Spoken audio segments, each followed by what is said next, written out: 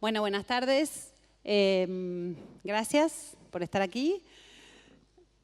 Antes de presentar a nuestros invitados, me quiero presentar. Soy Agustina Peretti, directora nacional del Ministerio de Cultura de la Nación. Realmente estoy muy contenta de estar aquí. Nuevamente queremos agradecer a la Biblioteca Nacional por brindarnos estas maravillosas instalaciones para esta actividad. Como saben, Argentina es el país invitado de honor este año en la Feria Liber, y como parte de dicha presencia estamos organizando una serie de actividades literarias dentro de la Ciudad de Madrid y acompañando la presencia de nuestros editores, con nuestros autores que están aquí presentes, parte de ellos. Y bueno, voy a presentar a Patricio Pron y a Cecilia Sperling, que van a hacer un conversatorio, una entrevista performática que, bueno, ya les contarán. Bueno, nuevamente gracias a ustedes y a la biblioteca por recibirnos, y bueno, los dejo ya con nuestros autores invitados. Gracias.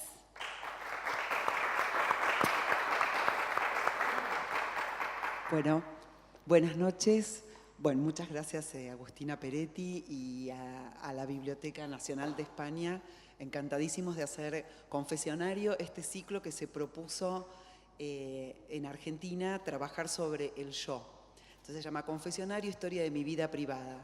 Hace más de una década que está en actividad, que está activo, con muchísimos escritores argentinos, muy local, y muy contentos de estar acá.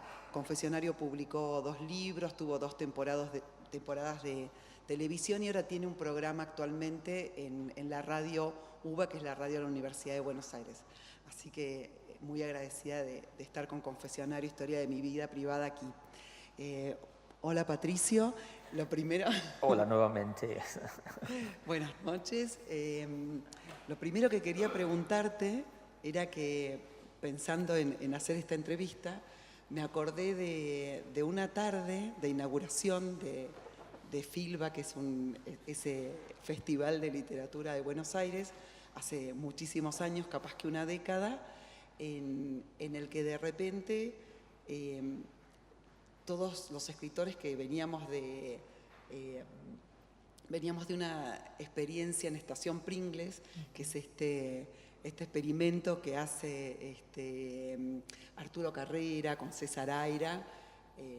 Estaba Mario Belatín, había distintos invitados, Alan Pauls, y nos encontramos con Juan Villoro, y de repente empezó a sonar Patricio Pron, que esto, que lo otro, lo vi acá, estuve con él, y de repente Juan Villoro dice: ¿quién es Patricio Pron? Y saltó como una voz que...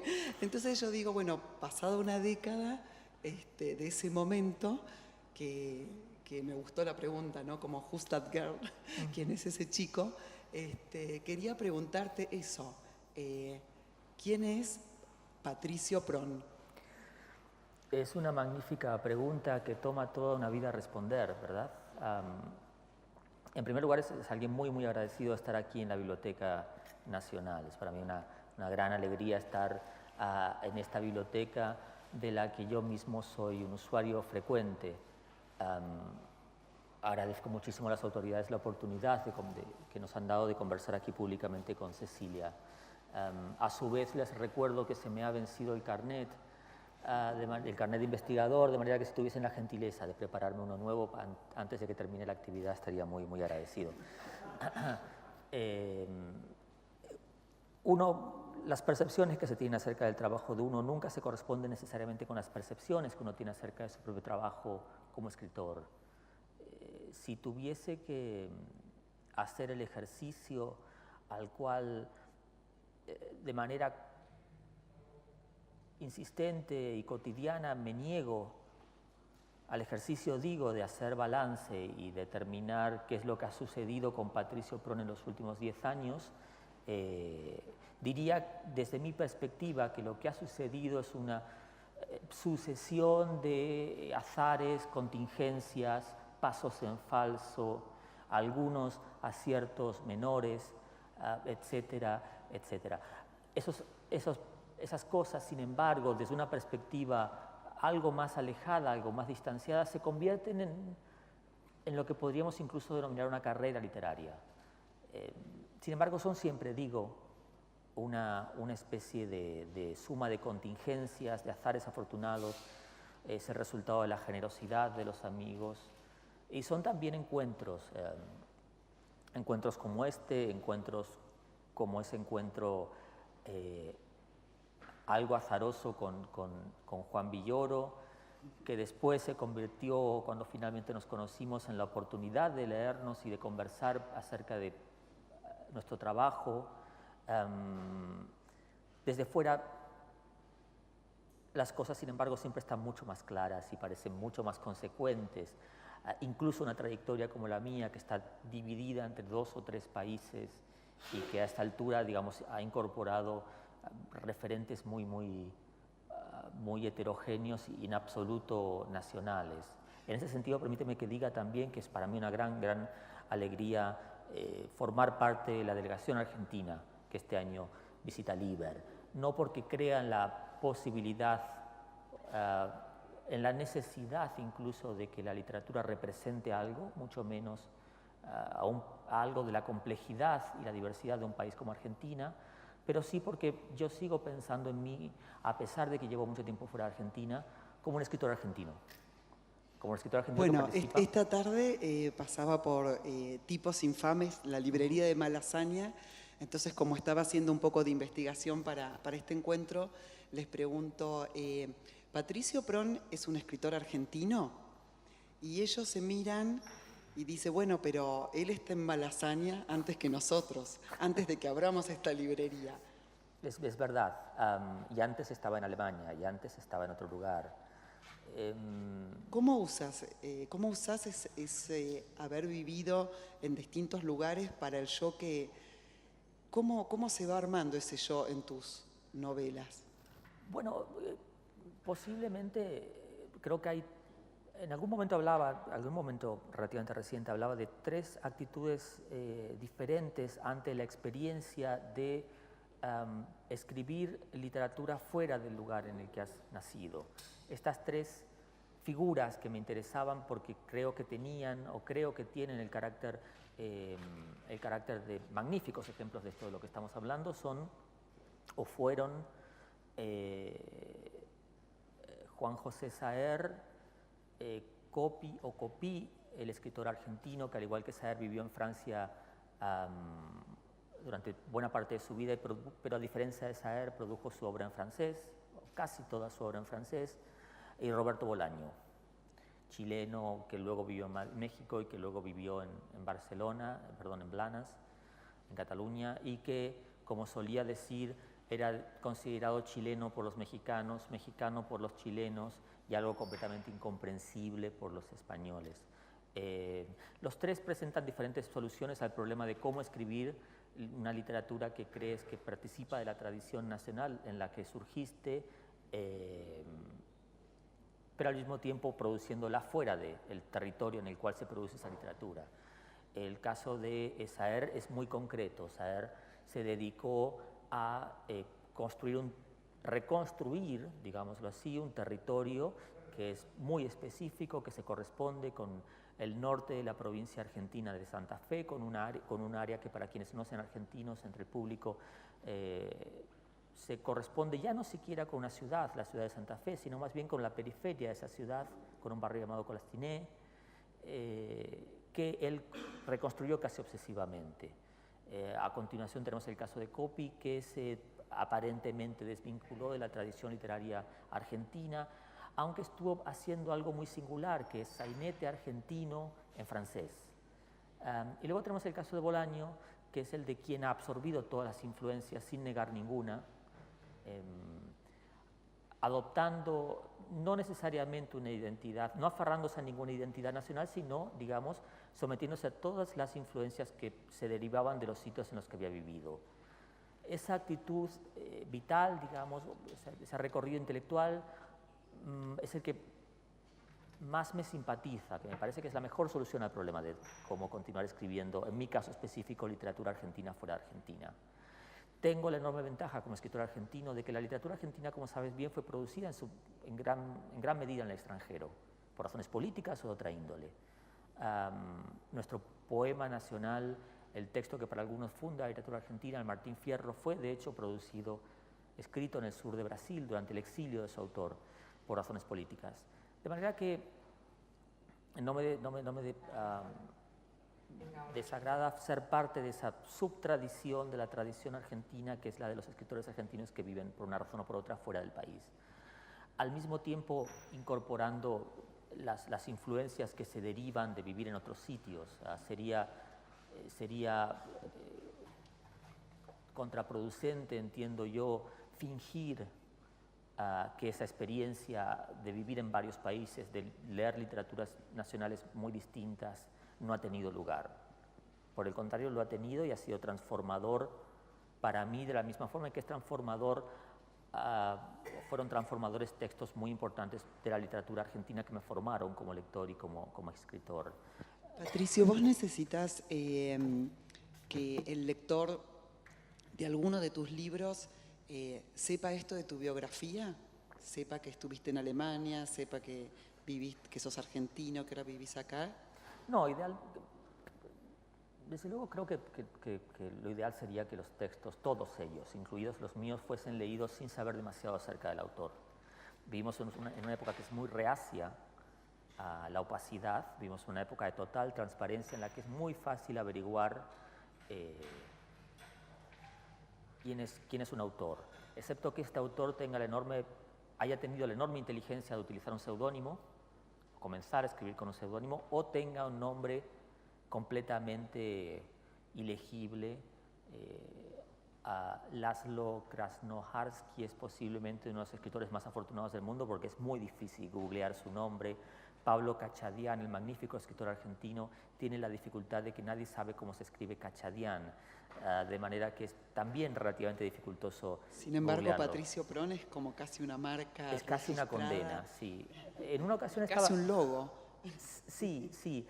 La historia familiar, posiblemente espuria, es que mi padre, que es periodista, por alguna razón creyó que yo iba a tener en algún momento la necesidad de llamar a redacciones y que cuando preguntasen quién llamaba y yo respondiese, habla Patricio Prón, esta expresión iba a resultar muy resonante de formas muy específicas. Pero el caso es que efectivamente algunas personas creen que es un seudónimo. En mi último viaje a Buenos Aires me encontré en una fiesta casualmente con una persona que cuando yo me presenté me pidió que no le tomase el pelo porque decía que conocía a Patricio Prón, que había sido un compañero del colegio de esta persona, que utilizaba el seudónimo Patricio Prón para escribir libros. A mí me resultó desconcertante creer que alguien, o sea, la sola idea de que alguien pudiese desear este rostro, esta identidad y esta suma de situaciones absurdas que es mi carrera literaria.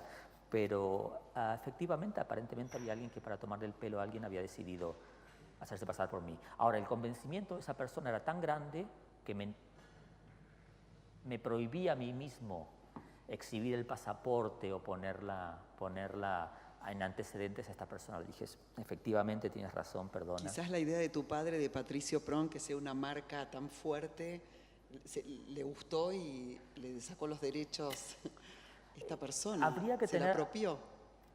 Espero que no lo haya registrado. Creo que legalmente es posible registrar los nombres. No quiero dar ideas, desde luego, pero de hecho en algún momento pasó que se registraron varios nombres de escritores. Si Coca-Cola puede hacerlo, debería haberlo podido hacer Fogwill, por ejemplo, de quien estábamos hablando hoy, y debería poder hacerlo yo. No sé con qué finalidad, posiblemente tan solo la de tener el monopolio de la humillación de Patricio Prón, digamos, que sería mi actividad cotidiana. Patricio, en esta novela, El espíritu de mis padres sigue subiendo en la lluvia. ¿Cómo es la construcción de tu yo? Bueno, es una novela muy atípica en el sentido, quiero decir, no es atípica en relación con otros libros de lo que se ha denominado el giro autobiográfico en Argentina, del que por supuesto participa tu libro y muchos otros que realmente me interesan mucho.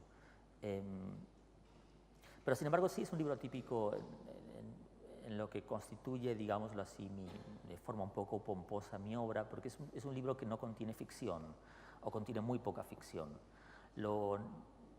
Mis editores y yo llamamos El espíritu de mis padres una novela en buena medida por convención y para evitar acciones legales de quien quiera que se aferrase demasiado a los hechos. Es lo que podríamos denominar una crónica de ciertos acontecimientos que tuvieron lugar en mi vida y en la de mi familia y en la de mi país. Pero luego el estatuto de verdad, incluso de un texto que pretende ser un texto inspirado en hechos reales, debería ser puesto en cuestión. Debido a que, y en el caso específico de El espíritu de mis padres, yo no fui fiel a la realidad, cosa imposible desde el lenguaje, sino más bien fiel a mi recuerdo de los hechos narrados. No fui fiel a los hechos, sino fiel a mi recuerdo de los hechos, admitiendo la posibilidad de que esos hechos hayan sido distorsionados por la memoria. De forma general, y si tuviese que poner una cifra, me la preguntaba Inde Pomeraniec hace unos días, diría que hay posiblemente el 85 o el 90% de lo narrado allí es verdad.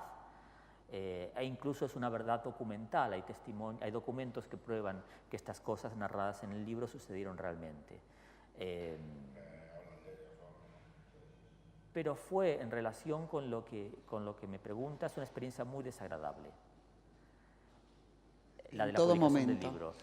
Fue difícil de escribir, desde luego fue doloroso escribir este libro, es un libro doloroso para mí, es un libro que yo escribí con la finalidad de poner punto final y expulsar de mí, convertir en un objeto físico una historia personal que había venido arrastrando durante mucho tiempo y de la que quería desembarazarme de una manera o de otra.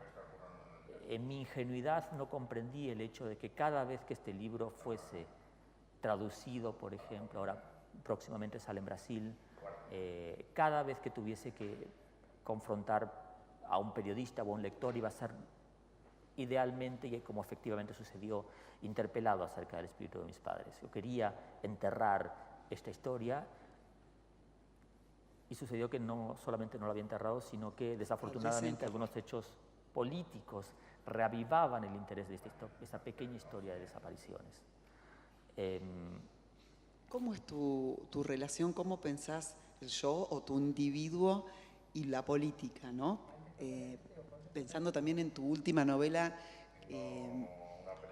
que es una construcción sobre la política. Sí. Y acá también te quería preguntar cómo armaste, cómo fuiste creando y cómo entró tu yo en este trabajo. Fueron experiencias de lectura, de escritura muy distintas. Creo que hay dos tipos de autores, dicho de forma muy general. Aquellos autores que escriben que son autores proustianos, los llamaría yo. Escritores que escriben una y otra vez el mismo libro con el deseo o la aspiración de aproximarse a una especie de libro ideal que existe que ellos llevan dentro de sí, por decirlo de alguna manera. Y después habría otros autores que serían los antiproustianos, que se proponen escribir un libro distinto cada vez. Yo pertenezco a la segunda categoría, lo cual tiene algunas implicaciones en relación con los libros que escribo. Más directamente con la cuestión del estilo. Mi objetivo no es mi intención no es la de crear un estilo, sino más bien que cada libro contradiga en la medida de las posibilidades el planteo del libro anterior. De tal forma que si hay un estilo que pudiésemos caracterizar como el estilo de Patricio Prón, ya sea para, digamos, celebrarlo o para criticarlo, ese estilo resultaría de todas aquellas decisiones que no he tomado de forma deliberada. Todo aquello que constituiría el núcleo duro de mi literatura, porque serían aquellas cosas que no he puesto en cuestión nunca, que me acompañan como autor desde el comienzo. Quizás lo haya, quizás no lo haya, poco importa, pero el caso es que, a diferencia del espíritu de mis padres, que fue un proyecto que arrastré durante varios años, con particularidades además, porque para mí era importante que mis padres me diesen una cierta licencia para escribir este libro, que también los afectaba, licencia que mis padres se negaron a darme durante 2 años. y que finalmente me dieron la condición de ejercer el derecho a veto de la publicación de este libro en Argentina, derecho que no ejercieron finalmente. A diferencia, digo, de este libro, No derrames tus lágrimas fue un libro que escribí, a pesar de ser más extenso que El espíritu de mis padres y otros libros míos, fue un libro que escribí muy rápidamente. Comenzó inicialmente, si no recuerdo mal, en la casa de Pablo, en una de las casas de Pablo Neruda, más específicamente en la casa de Pablo Neruda en Valparaíso. En esa casa se hacía, recuerdo que la visitamos con mi esposa, y en esa casa se hacía un énfasis muy importante en la presencia de Pablo Neruda en el Congreso de Escritores Antifascistas que tuvo lugar en Valencia en el año 1930, si no me equivoco. Van a corregirme, fue más tarde posiblemente. Casi a modo de broma privada, mi esposa y yo empezamos a preguntarnos de qué naturaleza hubiese sido un congreso de escritores fascistas, no antifascistas. Pero esta pequeña broma privada que se agotó rápidamente, continuó persiguiéndome durante algún tiempo. Y me llevó a reunir más información sobre escritores fascistas. Lo que descubrí abriendo este capítulo es que había, en un periodo histórico muy concreto de la historia europea, y no solamente europea, hubo decenas de escritores fascistas, tanto alemanes como italianos, españoles, franceses, algunos de ellos muy conocidos, como Louis-Ferdinand Céline, Pierre de La Rochelle, Martin Heidegger parcialmente, Ernest Junger, por ejemplo, pero muchos otros menos conocidos, que son menos conocidos precisamente porque tras el final de la Segunda Guerra Mundial y la derrota del proyecto fascista en Europa, una derrota que ahora tenemos que llamar momentánea o parcial ante el resurgimiento del fascismo en Europa, digo, tras esa derrota fueron completamente borrados de la historia literaria. Los futuristas italianos, por ejemplo. Entonces encontré allí que había algo de interés y pensé también que existía la posibilidad de escribir una novela acerca de los vínculos entre literatura y política, y qué sucede cuando, digamos, por razones históricas muy específicas, la literatura se convierte en política y la política se convierte en crimen, como sucedió en el periodo de los 30s y 40s, no solamente en Europa. Y comencé a escribirla gracias a una invitación de la Fundación Civitella Ranieri, que tiene una residencia para artistas en Umberti, en Umbria, en Italia. La experiencia de escribir en un castillo del siglo XIII no es una experiencia de una enorme comodidad. Los castillos son muy bonitos desde fuera, pero son relativamente dificultosos e incómodos desde dentro. Pero fue un magnífico impulso y una gran oportunidad la de, digamos, estar en el mismo sitio en el que transcurría la historia de mis personajes. Nunca había sucedido esto y fue, como digo, muy, muy interesante. Lo que sucedió, sin embargo, en comparación con El espíritu de mis padres, y a esto me refería cuando decía que fue un proceso doloroso de escritura, el del espíritu de mis padres, es que cuando, como escritor de ficción, estoy habituado al hecho de que lo que se juzgue tras la publicación de mis libros sean los libros y no mi figura, no mi persona.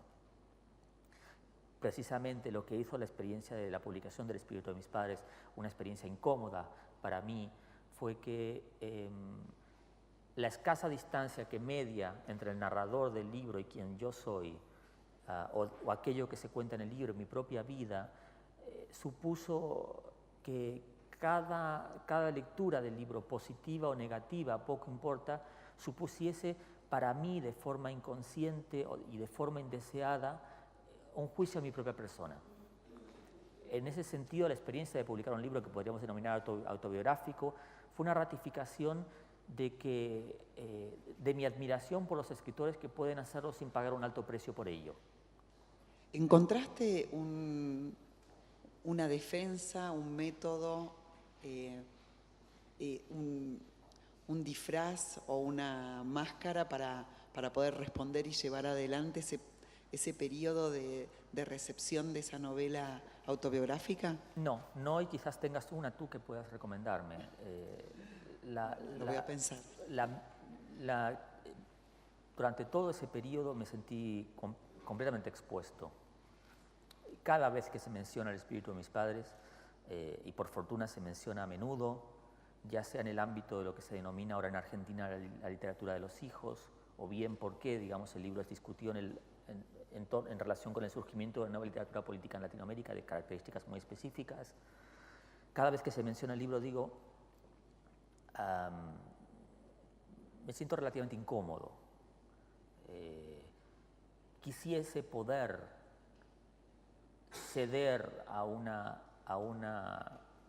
tercero la potestad sobre ese libro. Quisiera, de ser posible,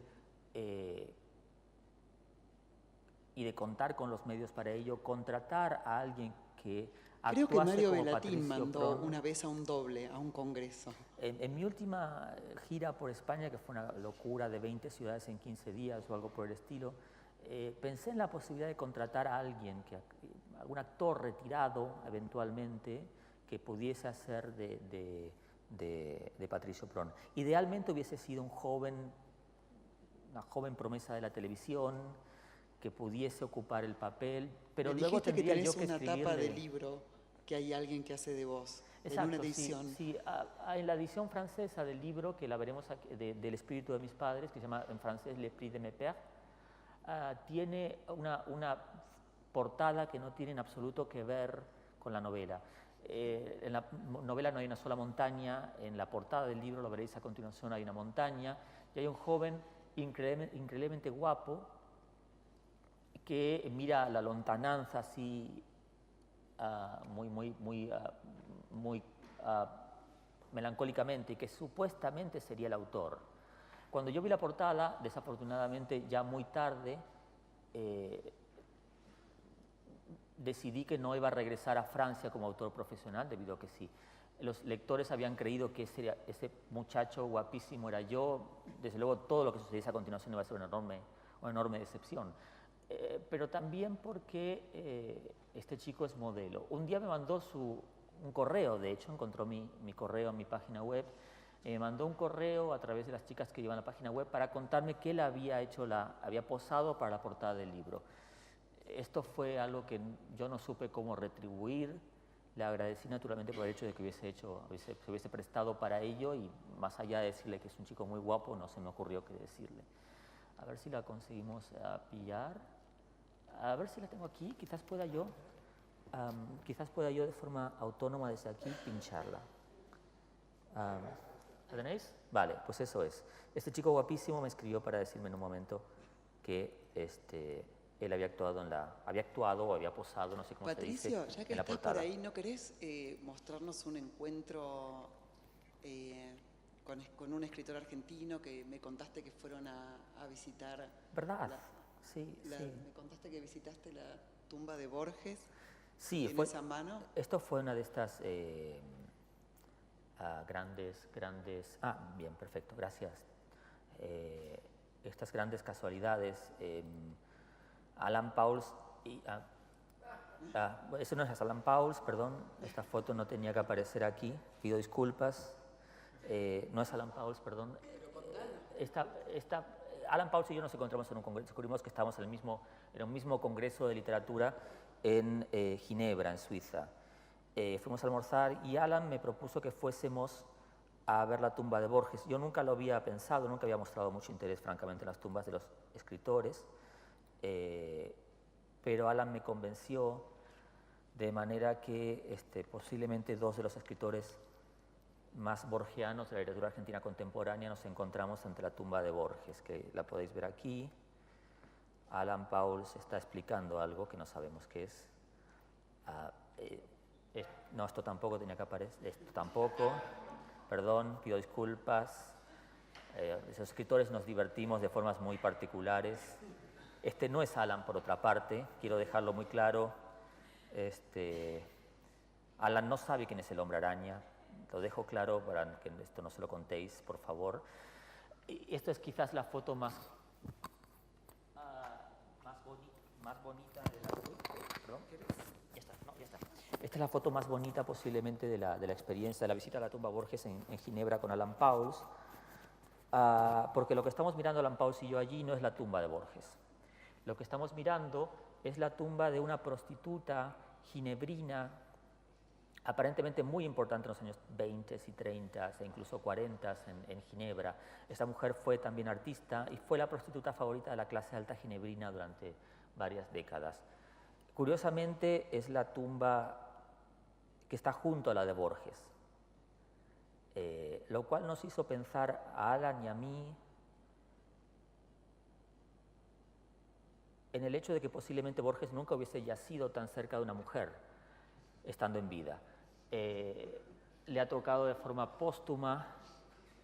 Uno tan solo puede imaginar y desear que exista la posibilidad de comunicarse entre tumbas, cual topos, los muertos se visiten, y Borges haya tenido ahí experiencias que desafortunadamente le fueron negadas en vida. Ese es uno de los momentos más bonitos de los últimos años, la posibilidad de estar con Alan allí. En fin, eso era todo. Volvemos a las portadas, ¿quieres? Y creo que estando ahí ya podríamos ver, bueno, acá siguen libros, podríamos ver esa intervención que hiciste de la ¿verdad? novela Sí. No derrames tus lágrimas por nadie que viva en estas calles. ¿Es un poco una deconstrucción o de qué se trata? Sí, lo que hicimos en... ¿me pasas el control aquí, por favor? Gracias. Lo que hicimos cuando se publicó la edición española de No derrames tus lágrimas por nadie que viva en estas calles fue preparar una pequeña exhibición de originales. Hicimos una pequeña exhibición de originales que consistieron en unas cosas que no suelo guardar yo, que son los fragmentos iniciales de una novela y los elementos, los elementos que utilicé en la documentación de la novela. No es algo que guarde habitualmente. Mi esposa y yo vivimos en una casa pequeña, de manera que pues, no hay espacio para estas cosas.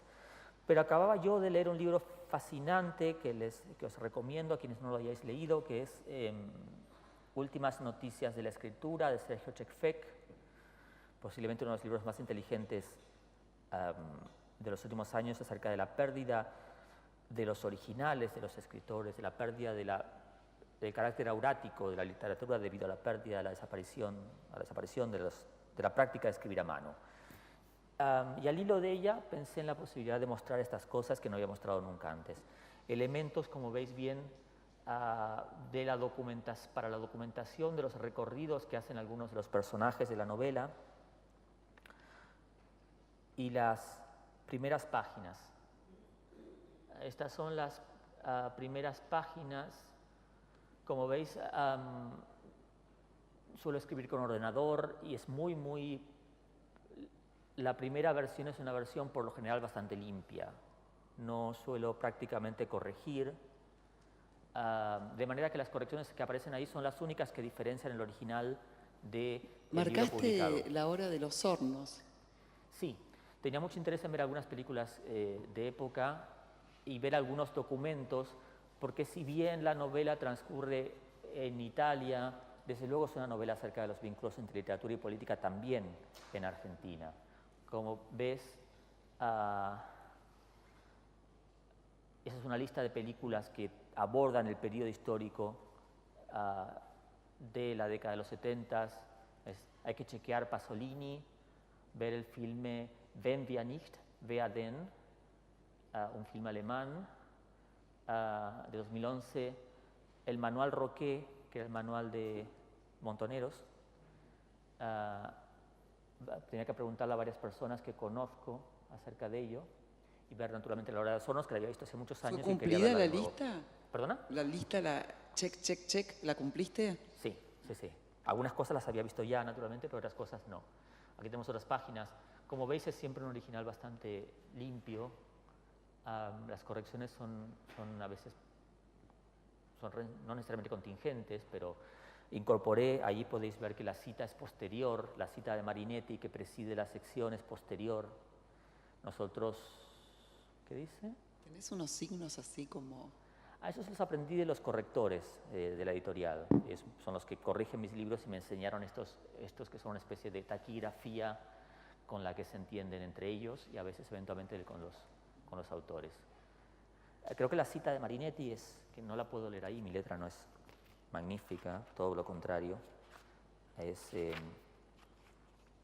La cita dice... creo que después no la utilicé, o sí la utilicé. Es posible que no la haya utilizado finalmente. A ver. No, sí la utilicé. Dice, nosotros concedemos a la juventud todos los derechos y toda la autoridad, la cual negamos y queremos arrancar brutalmente a los viejos, a los moribundos y a los muertos. Esta cita me la encontré mientras estaba escribiendo evidentemente esa sección y la incorporé en la revisión del texto. Hay alguna cosa más, tal más páginas, listas de horarios de trenes que eran necesarias para saber el recorrido de los personajes. Listas de personajes, en ese momento todavía no tenía claro quién era quién en la novela, más citas. Esto es un bosquejo que preparó mi esposa de cómo íbamos a exhibir los originales en Tipos Infames, en el sótano de la librería Tipos Infames. Y esas son algunas imágenes de la exhibición. Tenemos esto. Algunos materiales documentales. La exhibición continuó viajando después de la publicación del libro, fue a algunos otros lugares y ahora está en casa, creo.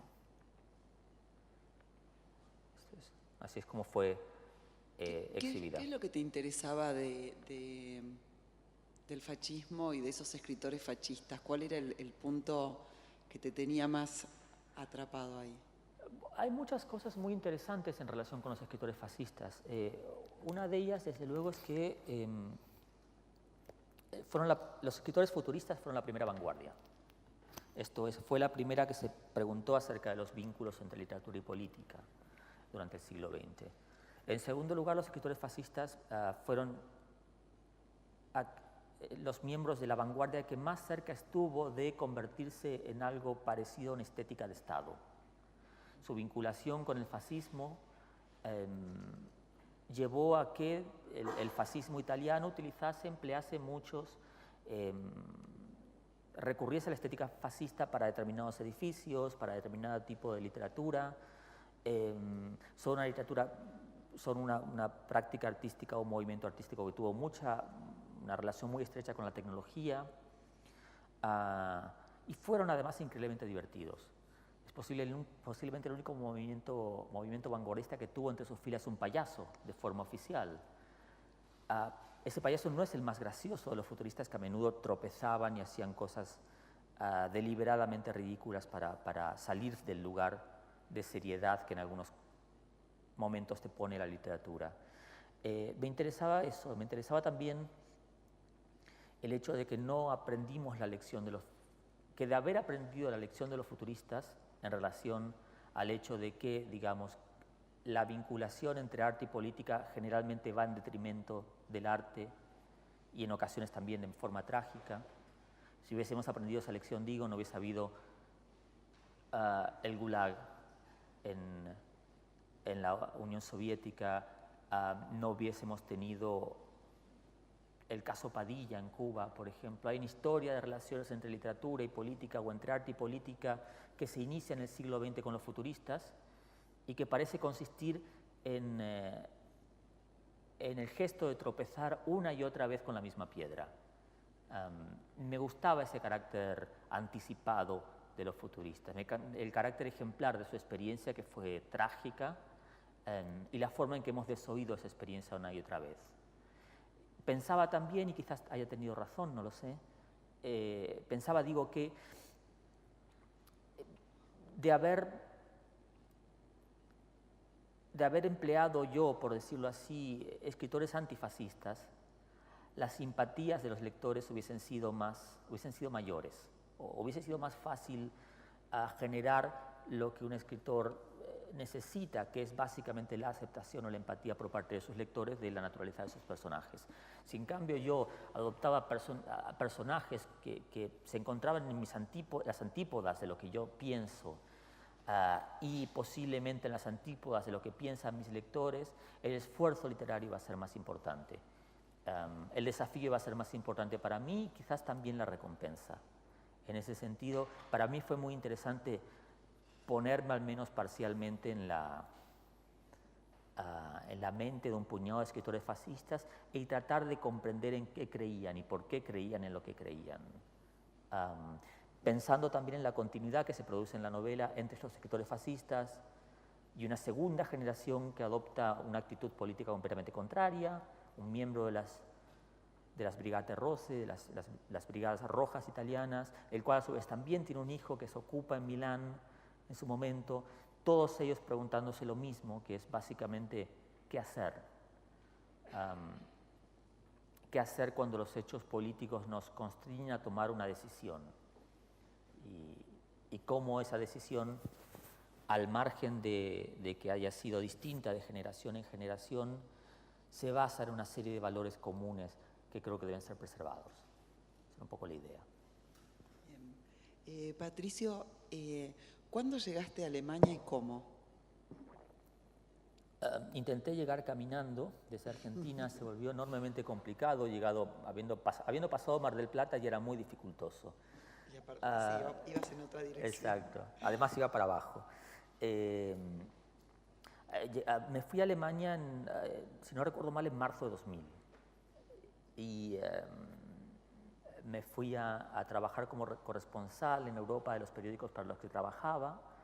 Por entonces, no había pensado en ningún momento en la posibilidad de hacer un doctorado, sino que más bien iba pues, a viajar y tuve la enorme fortuna de que a poco de llegar en el departamento de románicas de la ciudad en que me encontraba, Göttingen, acababan de jubilar al profesor de literatura argentina y no habían encontrado un reemplazo, de manera que sabiendo que yo era escritor y demás, me invitaron a dar un semestre optativo. Lo que vieron les gustó, me pidieron otro semestre y a continuación me invitaron a hacer el doctorado allí. Después de pensarlo algún tiempo, naturalmente, les dije que sí y me quedé en Alemania entre el doctorado y dando clases en la universidad y trabajando en una especie de departamento kafkiano de documentación prácticamente 9 años. Que fueron años muy aleccionadores para mí, aprendí muchísimo. Siento una gran deuda de gratitud con Alemania, entre otras cosas porque no solamente me dio la oportunidad de adquirir un título, sino que además me dio la oportunidad de vivir en un país por completo distinto al mío, de acceder de primera mano a una literatura que me interesaba pero de la que no sabía demasiado, y descubrir cosas que, digamos, constituyen para algunos lo peor que Alemania tiene para ofrecer al mundo y que a mí, sin embargo, me gusta mucho, como la ensalada de patatas o papas, cierto tipo de salchichas, ciertas cervezas que se beben además calientes en Alemania, como sabéis. Estas cosas a mí me gustan mucho y de hecho regreso periódicamente a Alemania y generalmente cuando me sorprendo sintiendo nostalgia, digamos, es casi siempre más nostalgia de Alemania que nostalgia de Argentina. ¿Y qué te da nostalgia? Ciertos recorridos, cierta disponibilidad. El hecho de no tener que hablar español constituía para mí una especie, que el español fuese, como fue durante años, solamente una lengua literaria para mí, era de alguna forma una especie de magnífico consuelo. Me alegraba, me satisfacía, me gustaba que mi vida cotidiana tuviese lugar en otro lenguaje y de hecho es algo que echo mucho de menos aquí, que extraño mucho aquí en España. Cuando llegaste a España desde Alemania, ¿sentiste cómo fue, cómo operó ese cambio de que el español no fuese la lengua solo de la literatura? Bueno, lo que sucedió fue que lo que descubrí es que el español que se habla en España constituye de alguna forma una lengua distinta al español que yo aprendí y con el que me crié. Las contaminaciones son inevitables. Yo tuve una esposa española durante muchos años, luego llevo viviendo en España bastantes años, entonces es inevitable que determinadas expresiones y palabras se le peguen a uno, pero en realidad es una especie de código que manejas en determinadas circunstancias y que en otras circunstancias no utilizas, ¿no? Cuando hablo por teléfono con mi hermana que sí se aferra al idioma español de Argentina y que vive en Argentina, me dice, se dice caballo, tarado, esa clase de cosas, no caballo, pero en realidad siempre es una fuente de una satisfactoria confusión para mí. Ya no recuerdo francamente si en Argentina se dice picaporte o se dice pomo de la puerta. No creo tampoco que sea un problema. No es que me alegre, pero en realidad me causa curiosidad el haber olvidado cuál es el que se dice y tener que confrontarme cuando regreso a Argentina con el hecho de que lo estoy diciendo mal. Esa sensación de estar fuera de lugar es una sensación que evidentemente buscaba yo deliberadamente cuando me fui primero a Alemania y después a España, y que me parece que es un magnífico lugar desde el cual escribir, digamos. Buena parte del trabajo de un escritor, como sabes bien, es desautomatizar los vínculos que tiene con el lenguaje. Y creo que esa desautomatización es posiblemente más fácil cuando uno está fuera y se ve continuamente confrontado con el hecho de que lo que está diciendo está mal para alguien, ya sea para uno o para otro. Mi esposa, como sabes, es chilena, pero se crió en Venezuela, vive en España desde 16 años. A veces cocinamos y no sabemos si lo que estamos cocinando es algo que ella trajo de Venezuela o que yo aprendí en Alemania con mis amigos, o si es algo que la novia camerunesa que tuve me enseñó a hacer y que después ya fui haciendo de forma automática, o que es algo que viene de Chile, que sus padres le enseñaron a mi esposa, o que se hace en Argentina, no lo sabemos ya. Pero el hecho de que no nos aferremos a una identidad nacional y que no queramos, digamos, fingir que adherimos a una identidad ideal que no tenemos, nos libera de la necesidad de tener que cumplir con algún tipo de calendario nacional o de algún tipo. Por supuesto, los hábitos permanecen. Yo sigo leyendo la prensa argentina, toda mi familia vive en Argentina, buena parte de mis amigos, buena parte de los escritores que más me interesan están en Argentina. Mi lector ideal, si se puede decir de esta forma, es el lector argentino. Pero el desconcierto y los malentendidos que se producen cuando se traspasa esa esfera son también muy productivos. En el caso específico del espíritu de mis padres, que es de momento el libro que más ha sido traducido en el extranjero de los míos, lo que sucedió, y esto me pareció muy interesante, lo que continúa sucediendo, es que si bien yo creía que este libro participaba de una discusión que era específicamente argentina, el hecho es que en todos los lugares en los que ha sido traducido ha sido apropiado por parte de la discusión literaria que se produce en esos países. En Alemania, por ejemplo, el libro fue leído como la continuación del proyecto nacional socialista en América del Sur y las consecuencias trágicas que esa continuación tuvo. En Estados Unidos, desde luego, fue leído bajo el prisma de la complicidad norteamericana con las dictaduras argentinas de la década de los 70s y 60s y 80s. En Italia fue, en cambio, leído como el testimonio de los descendientes de aquellos italianos que se marcharon de Italia y de los que nunca se supo más en Italia y que, sin embargo, tuvieron vidas muy extrañas para los italianos en otro sitio, en este caso en Argentina. Uno nunca podría haber predecido estas conversaciones, las desconoce por completo, y sin embargo su libro es leído y comprendido bajo esa óptica, lo cual demuestra además una cosa que creo haber comprendido con el tiempo, y es que los libros son una especie de espejos de doble faz, ¿no? Uno como autor cree que se ve en ellos por completo y que estos libros reflejan solo su rostro, pero es evidente que también reflejan el rostro del lector, porque de otra forma el lector no encontraría nada de interés en ellos. Posiblemente el retrato, el verdadero rostro del libro sea una confusión del rostro del autor y de sus muchos lectores, pero a falta de una tecnología para determinar para hacer ese retrato robot, digamos, uno cree que son de uno, pero no son de uno, son de los otros. Patricio, para ir terminando la conversación de esta noche, creo que tenías unas imágenes de lo que estás preparando sobre copy.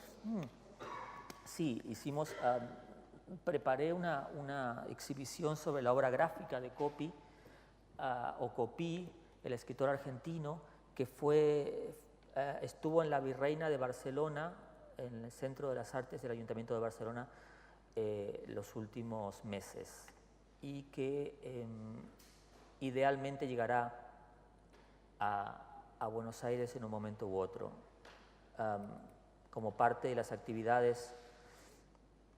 Autores como Daniel Link, Alan Pauls y otros participaron de conversaciones públicas o del el catálogo de la exhibición. María Moreno, la espléndida María Moreno, también participó de ese catálogo. Aquí vemos algunas imágenes que previamente yo pensé que no existían, pensaba que no había un archivo de la obra gráfica de Coppi, y sin embargo sí lo hay. Está en Angoulême, en Francia, en la Cité de Bande Dessinée, y es absolutamente maravilloso porque permite ver a Coppi, a una de las mentes más preclaras e inteligentes de la literatura argentina o francesa o franco-argentina produciendo. Perdón. De hecho, encontré incluso dibujos que son dibujos de la juventud, de la adolescencia de Coppi, e incluso unos dibujos, esto lo cuento para los argentinos presentes en la sala o que estén viendo esto por streaming, unos dibujos, digo, antiperonistas, que hacía para el periódico de su padre. Tenemos unas imágenes audiovisuales, conseguimos todas las filmaciones de Coppi actuando, que existen, más algunas imágenes inéditas de él actuando en Barcelona, en el Teatre Lliure, creo, publicaciones. Quería mostraros, a ver si encuentro la imagen. Los dibujos antiperonistas, porque son muy simpáticos. Me temo que quien hizo las fotografías no era argentino y no le importó mucho los dibujos antiperonistas. Pero en cualquier caso, esta fue la exhibición y está pendiente su llegada a Buenos Aires. Además de renovarme el carnet de la biblioteca aquí nacional, haría muy bien quienes estén escuchando esto en llevarse la exhibición a Buenos Aires. Dejémoslo con Coppi diciendo ya me divorcio, ¿no? Si alguien quisiera hacer alguna pregunta a Patricio Prone en el público. No es obligatorio. Por otra parte, estaba recientemente en Barcelona, en tu situación, en la de un entrevistador, más que del entrevistado. Estaba conversando con Teju Cole, el escritor norteamericano de origen nigeriano, magnífico, y se produjo esta situación que se produce siempre después de estos eventos, que es que a la gente le cuesta comenzar a preguntar. Entonces, para romper el hielo, le dije a Teju, no te preocupes, en España la gente tarda en preguntar, pero luego hace preguntas muy inteligentes. Inmediatamente a continuación una mujer levantó la mano y me dijo, la verdad es que yo no sé cómo son los españoles porque yo soy catalana, pero tengo una pregunta para Teju Cole. Yo pensé, esto es justamente lo que no tendría que haber dicho, lo he dicho, es otra manifestación más de mi absoluta y total incapacidad para controlar mi lengua, para no hacer el ridículo en un acto público, etcétera, etcétera. En ese sentido, salió bien porque la gente estuvo preguntando y Teju se quedó muy contento, pero quizás pudiésemos decirlo aquí. Claro, los españoles tardan en preguntar, pero luego, y los argentinos presentes también a veces tardan, pero sus preguntas... Bueno, hay aquí argentinos, alemanes y Mercedes Cebrián, que es una habitante de todas partes. Una pregunta.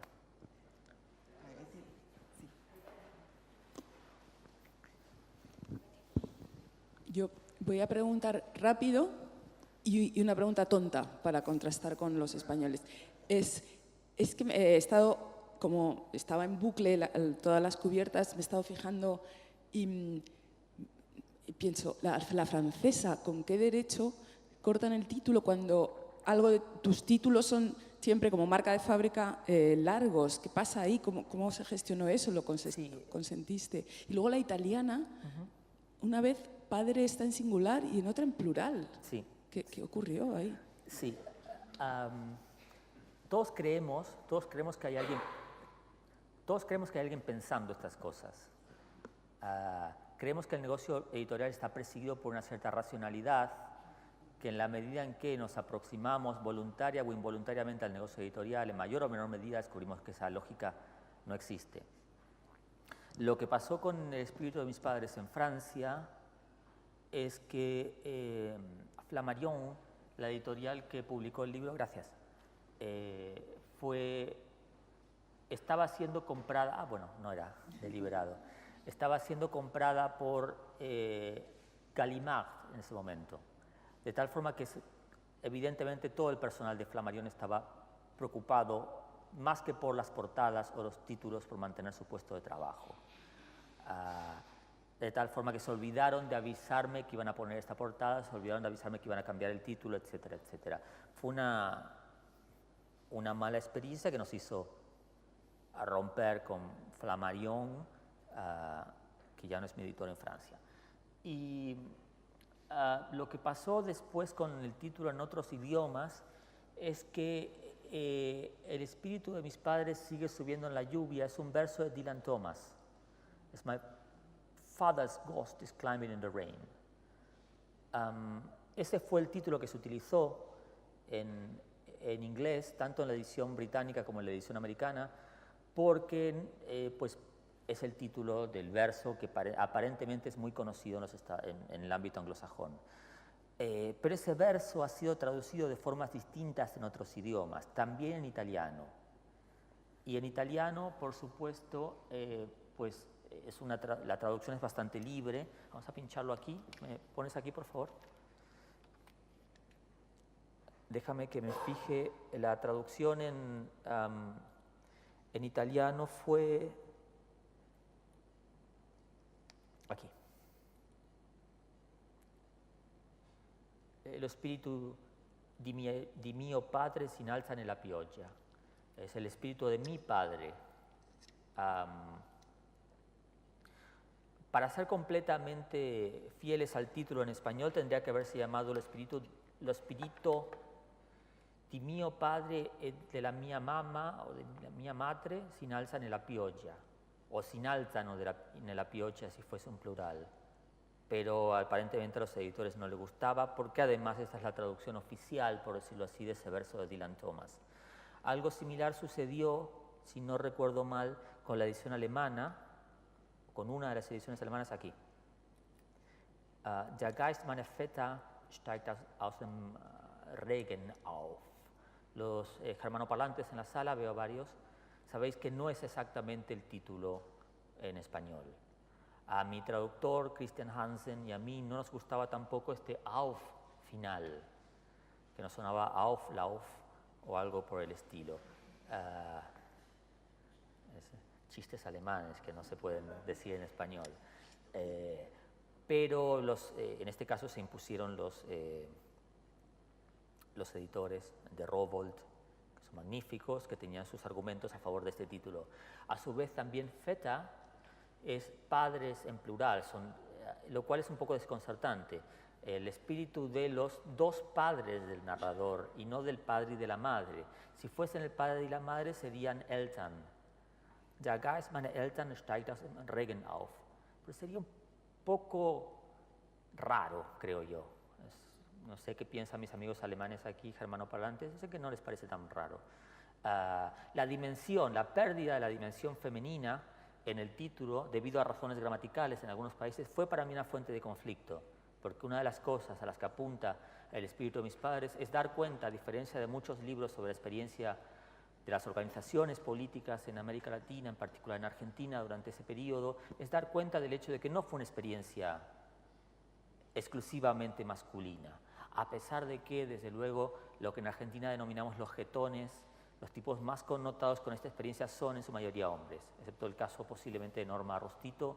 No hay muchas mujeres que recordemos de ese periodo, pero el caso es que la participación femenina fue enorme. Como es enorme la cantidad de mujeres que que están en las listas de desaparecidos de la última dictadura argentina y el periodo inmediatamente previo. La pérdida de esa dimensión en algunos idiomas por razones idiomáticas fue para mí una fuente de preocupación y de conflicto que en algunos casos pudimos resolver y en otros no. Y esa es la respuesta oficial. En chino, por otra parte, lo podéis ver aquí, soy absolutamente incapaz de saber si el título es correcto, si no es correcto, si esto no es una enorme tomadura de pelo. Me consta que, bueno, si veis aquí arriba, mantuvieron como elemento decorativo algo parecido al título, el espíritu de, se ve lo que pueden ser padres, se ve algo de lluvia aquí, y se ve mi nombre, lo cual es una gran fuente de alivio, porque todo lo demás es para mí absolutamente ilegible. Es una cosa que pone de manifiesto una vez más que los libros viajan a lugares que los autores jamás pensamos que llegarían, ¿no?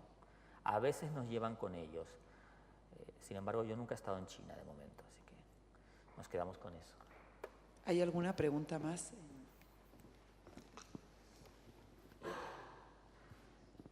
Patricio, ¿crees que tu examen de los escritores fascistas es una especie de ubicación tuya en las interminables discusiones argentinas sobre la vanguardia?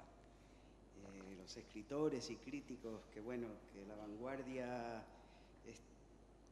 Borges y después, que Aira tiene su propia idea, Tabarovsky su propia idea, uno se odia al otro, etcétera, etcétera, y es una gran confusión.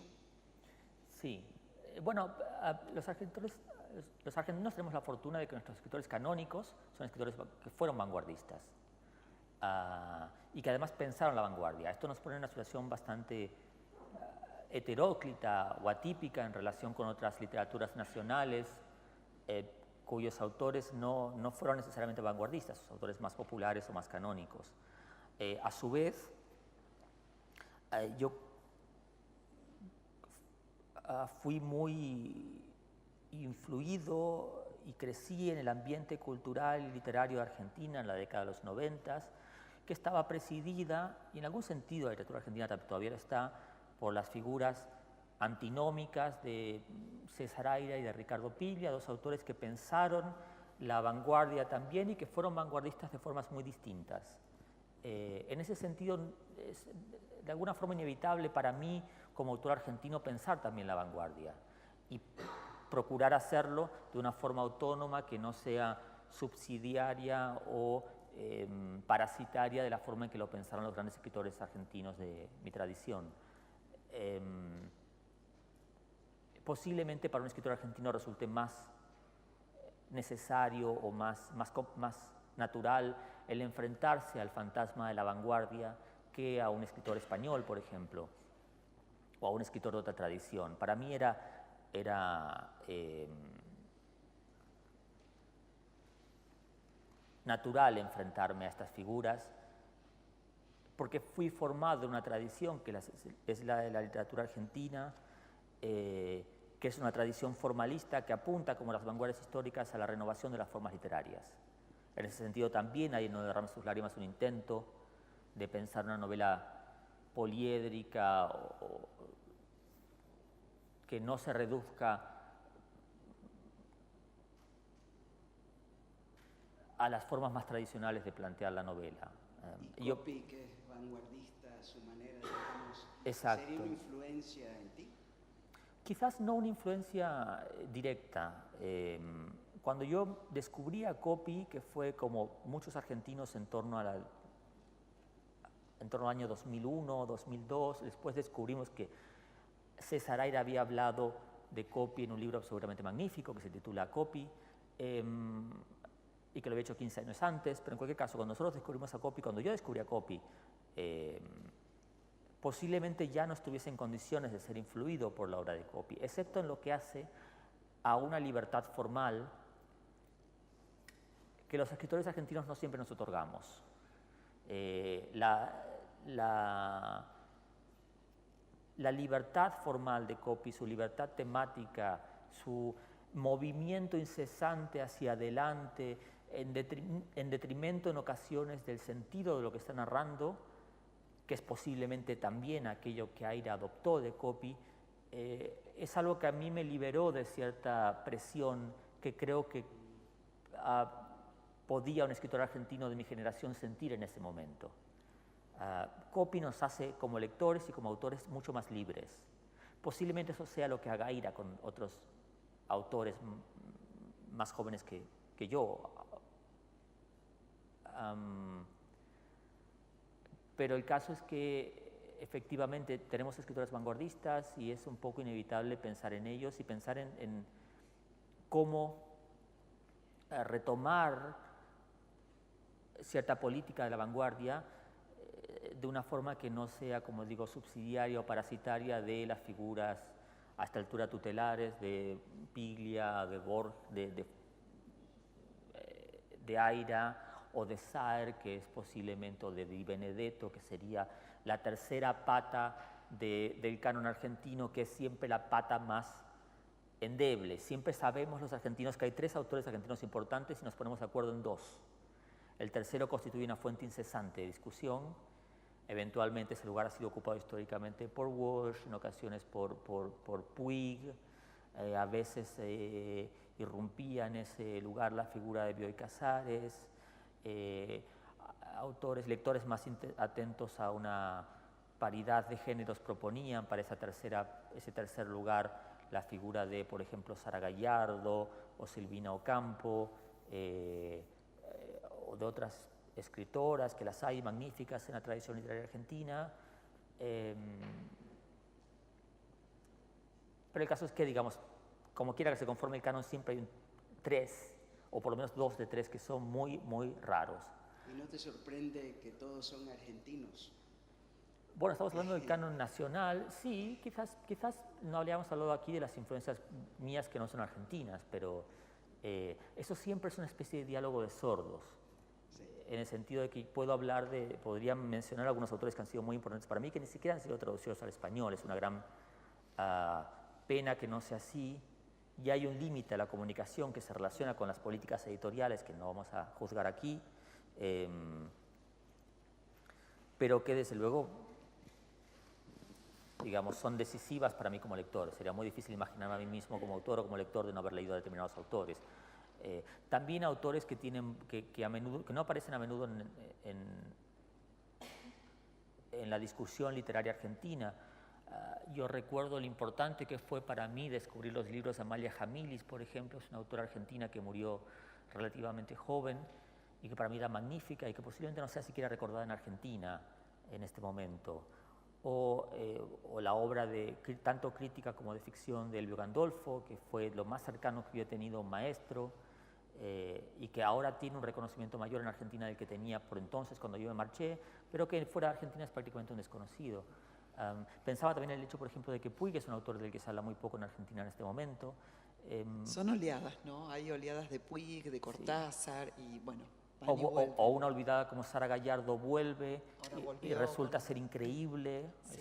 Yo me pregunto, de cara a la obra de Sara Gallardo, cómo yo no sabía que eso existía y que además existía mi propia tradición literaria. Quizás una de las buenas noticias del olvido literario es que hay alguien más para descubrir. Sí, y que además periódicamente es corregido, ¿no? Sí. Periódicamente el canon es ampliado. Eso es una buena noticia siempre. Bueno, quedaría tiempo para una pregunta más. No sé. Dale. La última pregunta. Hablaste antes, Patricio, de... Necesitan el micrófono porque no te van a grabar, si no. Patricio, hablaste antes de la incomodidad que sentiste después de la publicación de El espíritu de mis padres, o de mi padre. ¿Y qué hay para decir a favor de usar la primera persona? y lo Sí. autobiográfico? Es una buena pregunta, es una muy buena pregunta. Creo que francamente creo, en lo que hace a mi trabajo, que posiblemente solo pueda utilizar, llegado a este punto, la primera persona como una forma de engañar al lector y de hacer pasar por ciertos hechos que son realmente ficcionales. Los hechos reales de mi biografía aparecen muy enmascarados en mi literatura, a excepción hecha del espíritu de mis padres. Sobre el espíritu de mis padres y sobre la conveniencia de publicar el espíritu de mis padres hay que decir dos cosas, que para mí son las más importantes en relación con el libro y que no hacen necesariamente a las cosas a las que los escritores más prestan atención. No tiene que ver con las ventas, y no tiene que ver con sus traducciones al extranjero, ni nada por el estilo. Lo más importante para mí de haber publicado El espíritu de mis padres es que poco después, antes de su publicación y poco después de que yo terminase la novela, se la envié a mis padres para que ejerciesen el derecho a veto que les había otorgado o no lo ejerciesen. Ellos estuvieron una semana sin responderme, naturalmente yo estaba muy preocupado, y a continuación mi padre me envió un correo. Mi padre es un hombre de muy pocas palabras, a diferencia de su hijo, que me envió un correo diciéndome que había leído el libro, que no iba a ejercer el derecho a veto para su publicación en Argentina, que no quería que yo cambiase nada, pero que sí deseaba que yo conociese su versión de los hechos. Y a continuación escribió una larga carta en la que prácticamente comentaba página a página el contenido del libro. Esa carta, con su permiso, yo la publiqué en mi página web personal bajo el título de The Record Straight.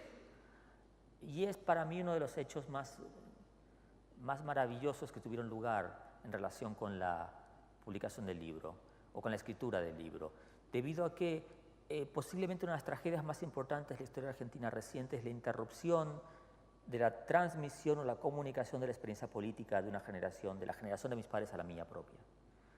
En la carta de mi padre había un intento de restitución de esa comunicación que después, afortunadamente, nos permitió hablar de otras cosas y que para mí constituye posiblemente uno de los momentos de comunicación más importantes, por intensos, de mi propia vida con mi padre.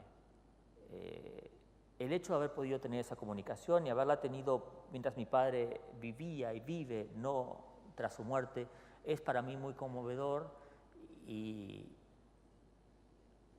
es un hecho que, de no haberse producido nada, de ningún otro hecho añadido con relación con la novela, incluso aunque la novela no hubiese funcionado en términos de ventas o lo que fuese, incluso aunque hubiese recibido críticas devastadoras, el hecho de que hubiese servido para esta comunicación con mi padre ya me bastaba y me sobraba. Y hay un segundo hecho en relación con la novela que justifica la publicación de la novela pese a su incomodidad, y es que desde su publicación original, en 2010 creo, no recuerdo exactamente cuándo fue publicado, posiblemente 2010 o 2011, 2012 en Argentina. El caso es que varias personas se pusieron en contacto conmigo para contarme que habían utilizado el libro como como aquello para lo que yo lo había concebido en algún sentido, que es un manual de instrucciones para hablar con la generación precedente en torno a los hechos trágicos del pasado reciente argentino. Varias personas de diferentes edades, en diferentes países, a menudo hijos de exiliados políticos, de un signo o de otro, me escribieron para contarme que tras leer la novela se habían sentido por primera vez en su vida legitimados para poder plantear una discusión. De signos muy distintos, digo, tanto hijos de activistas políticos que se habían exiliado en un momento u otro de la historia argentina, como hijos de personas que habían colaborado con la dictadura militar en un grado u otro, habían encontrado en la novela la posibilidad de conversar con sus padres acerca de ello. en algún sentido lo que debería decir es que para mí fue, lo que tengo que decir desafortunadamente es que para mí fue más conmovedor, por tratarse de algo mucho más difícil, el hecho de que hijos de colaboracionistas hubiesen utilizado la novela para hablar con sus padres. Sobre todo debido a que es posible que lo que fuesen a descubrir allí fuese mucho peor que cualquier cosa que yo iba a descubrir en relación con mis padres, o que alguien que pertenece a mi generación y que es hijo de la experiencia del, específicamente del peronismo revolucionario en Argentina en los 70s y 60s iba jamás a averiguar, digamos. Lo que destapa quien quiera que, siendo hijo de personas que tuvieron implicación directa con la dictadura argentina, tiene para descubrir allí es aterrador y posiblemente requiere una valentía mucho mayor que la que yo necesité. Y en ese sentido fue precisamente esa lectura la que a mí más me conmovió por dificultosa, por lo que tiene de dificultosa para la persona que la realizaba. Si no hubiese pasado nada con el libro, como digo, si no hubiese habido siquiera un alma piadosa entre los reseñistas, capaz de decir, a pesar de todo este libro está bien, el hecho es que por estas dos cosas ya valía la pena publicarlo. Por conversaciones como esta también vale la pena haberlo publicado. Para cerrar la noche, ¿ya estás en un nuevo proyecto? Sí. Mi proyecto personal en este momento consiste en mantenerme con vida hasta el año próximo y conseguir y lidiar con 2 gatos cachorros que son un auténtico terremoto, que están rompiendo todo el rato cosas, comiéndose cosas que no deben comer, etcétera, etcétera, rompiendo muebles. De una gran, no sé por qué razón les gusta morder los libros, me han roto ya parte de la biblioteca. Al margen de lo cual sí, hay varios proyectos en camino, pero nunca me gusta hablar demasiado de ellos. Siempre, en tanto sean hipótesis y no hechos, no suelo hablar de ellos. Lo más importante, si acaso, que podemos hacer público ya, es que en enero del año próximo se publicará un libro de cuentos en España y a continuación en los otros países del ámbito hispanohablante, que tiene el título que reconocerás de lo que está y no se usa nos fulminará. Que si te acuerdas bien es una frase de una canción de Invisible, la banda de Luis Alberto Spinetta. Y antes de eso, en noviembre de este año, o sea, el mes que viene ya prácticamente, si no prácticamente ya, efectivamente el año que viene, el mes que viene, perdón, se publica un libro para niños que se llama Caminando bajo el mar, colgando del amplio cielo. No sé por qué extraña razón, cada vez que cuento esto la gente se asombra muchísimo, posiblemente debido a que me considero una especie de pornógrafo o alguien incapaz de tener la menor empatía o la menor expresión de ternura. Pero el hecho es que yo comencé escribiendo libros para niños. Mi primer trabajo profesional fue en Argentina para una editorial que se llamaba Libros del Quirquincho, que recordarás que no sé si sigue existiendo o no, pero el hecho es que escribí muchos libros para niños para ellos y después sencillamente cuando me marché de Alemania, a Alemania perdí el contacto con ellos y dejé de hacerlo. Fue para mí un gran placer volver a escribir para niños